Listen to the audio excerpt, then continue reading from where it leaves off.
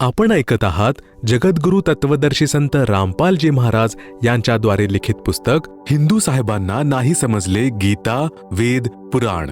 विषय शरीरात बनलेल्या कमळांची माहिती. परमअक्षर ब्रह्म म्हणजे सर्वांचे मालक यांच्या परमधामात म्हणजे स्थानात जाण्याचा एकच मार्ग आहे, जो मानव शरीरात बनलेल्या कमळचक्रांमधून जातो. दुसरा कोणताही मार्ग नाही.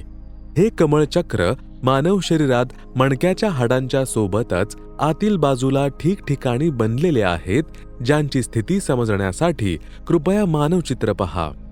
आपण पाहत आहात हे चित्र. यामध्ये प्रत्येक कमळाची स्थिती स्पष्ट केलेली आहे. प्रत्येक कमळामध्ये प्रवेशद्वार आहे जे बंद असते. या प्रकारची स्थिती प्रत्येक मानवाच्या म्हणजे स्त्री पुरुषाच्या शरीरात आहे. सर्व कमळ म्हणजे चक्र बंकनाल एका नागमोडी नाडीने जोडलेले आहेत. ते पाईप म्हणजे नळीप्रमाणे आहे, ज्याला बंकनाल म्हटले जाते. त्यात कमळांचे दरवाजे सोडून दुसरे कोणतेही प्रवेशद्वार नाही. जीवात्मा हृदय कमळात राहतो. जो सत्यभक्ती करत असतो तो प्रयाणकाळी म्हणजे संसारातून जातेवेळी हृदय कमळामधून मूळ कमळात येतो, तेथून वर जातो. त्याच्या सर्व जीवनभरातील भक्तीच्या शक्तीने सर्व कमळचक्र उघडतात. तो विना अडथळा आपल्या इष्टदेवाच्या धामाला पोहोचतो. विशेष जसे टेलिव्हिजनमध्ये चॅनल बनलेले असतात, जो कार्यक्रम टीव्हीवर पाहतो तो प्रत्यक्षात कोणत्या दुसऱ्या ठिकाणी होत असतो, तो चॅनलवर दिसतो.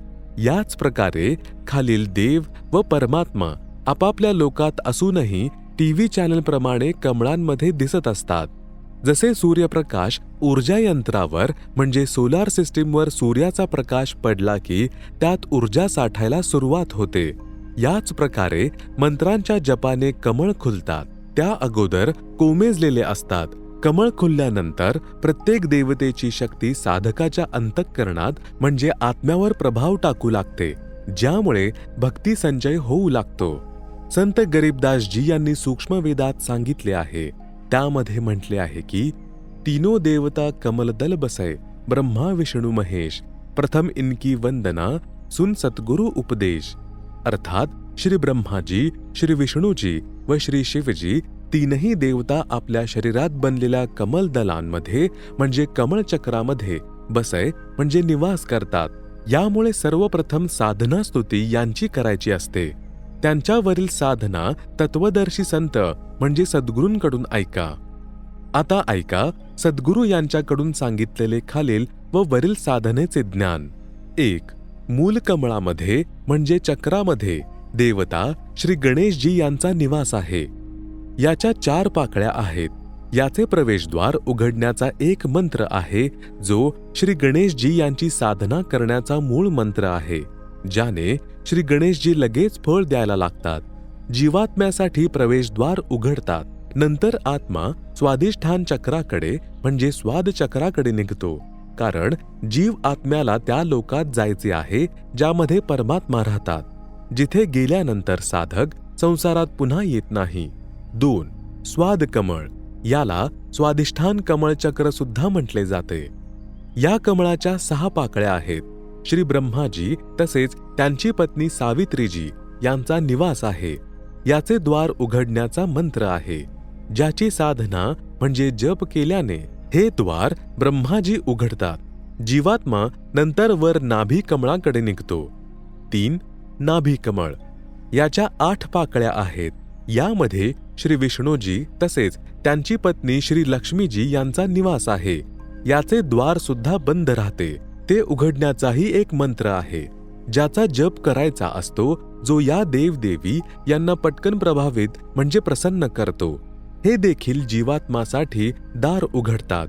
नंतर जीवात्मा हृदय कमळाकडे वर निघतो. 4. हृदय कमळ. याच्या 12 पाकळ्या आहेत. यामध्ये श्री शिवजी तसेच त्यांची पत्नी श्री पार्वतीजी यांचा निवास आहे. याचे द्वार सुद्धा बंद राहते. हे द्वार उघडण्यासाठी एक मंत्राचा जप करावा लागतो. हा मंत्र या देव व देवीला विशेष आकर्षित करतो. हे प्रसन्न होऊन रस्ता देतात. नंतर आत्मा वर कंठकमळाकडे निघतो. 5. कंठकमळ. याच्या 16 पाकळ्या आहेत. यामध्ये श्रीदेवी दुर्गाजी म्हणजे अष्टांगी यांचे निवासस्थान आहे. याचेही द्वार बंद राहते. हे उघडण्याचा सुद्धा एक मंत्र आहे ज्याचा जप करायचा असतो. ज्यास वश होऊन, आकर्षित होऊन म्हणजे प्रसन्न होऊन श्रीदेवीजी जीवात्मासाठी द्वार उघडते. मग जीवात्मा वर पुढे त्रिकुटी कमळाकडे निघतो. 6. त्रिकुटी कमळ. याला 2 पाकळ्या आहेत. एकीचा रंग काळा आहे, दुसरीचा पांढरा आहे. पांढऱ्यामध्ये परम अक्षर ब्रह्म संतरूपात विराजमान आहेत. सद्गुरु पदवी आहे. काळ्या रंगाच्या पाकळीत कालब्रह्म देखील संतरूपात विराजमान आहे. तो सुद्धा परमक्षर ब्रह्म सारखे रूप धारण करतो, जेणेकरून जीवांना भ्रमित करून आपल्या जाळ्यात ठेवू शकेल. या स्थानी पोहोचल्यानंतर समजा जीवात्मा अशा स्थितीत पोहोचतो जसे कोणी विदेशात गेला आहे. स्वदेशी परतण्यासाठी एअरपोर्ट म्हणजे विमानतळावर पोहोचतो. तिथून जिथे जिथे जायचे असते त्याला त्याच विमानात बसवले जाते. इथून जीवात्म्याला सरळ धर्मरायाच्या म्हणजे न्यायाधीशाच्या दरबारामध्ये म्हणजे न्यायालयात नेले जाते. तिथे सर्वांचा धर्मकर्मांचा व पापकर्मांचा हिशोब म्हणजे लेखा होतो. यानंतर जसे कोणी श्री विष्णूजी यांचा भक्त आहे त्याला विष्णूजी यांच्या लोकात पाठवले जाते. जो श्री शिवजी यांचा उपासक आहे त्याला शिवजी यांच्या लोकात पाठवले जाते. जो इतर देवतेचा पुजारी आहे त्याला त्याच्या जवळ पाठवले जाते. जो माता श्री देवी दुर्गाजी यांचा साधक किंवा साधिका आहे त्याला श्री देवीजी यांच्या लोकात पाठवले जाते. जे इतर पापी आहेत त्यांना नरक किंवा इतर प्राण्यांच्या शरीरांमध्ये देखील कर्मानुसार पाठवून दिले जाते. 7. सहस्त्रकमळ. या कमळाच्या 1000 पाकळ्या आहेत. यामध्ये कालब्रह्म म्हणजे ज्योतिनिरंजनचा निवास आहे. हे कमळ ब्रह्मलोकाचे चॅनल आहे. ब्रह्मलोकामध्ये जाण्याचे प्रवेशद्वार ब्रह्मरंध्र संबोधले जाते. हे सुद्धा बंद राहते.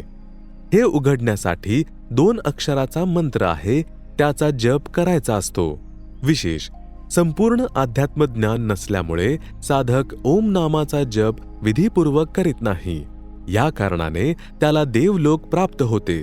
जसे ओम नमः शिवाय, ओम भगवते वासुदेवाय नमः इत्यादी जप करतात.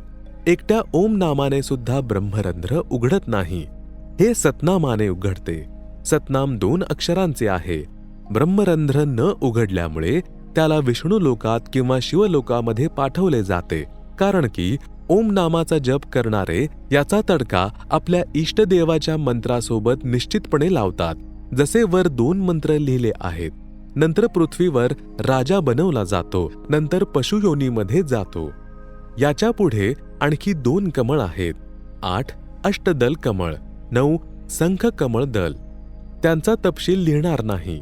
हे रहस्य उपदेशीला समजावून सांगितले जाते. वर नमूद केलेले सर्व कमळचक्र उघडण्याचे जे मंत्र आहेत ते फक्त दास म्हणजे लेखक रामपाल दास यांच्याकडे आहेत. मोक्षप्राप्तीची इच्छा असलेल्या प्रत्येक मनुष्याला हे कमळ उघडल्यानंतरच मोक्षप्राप्ती होते.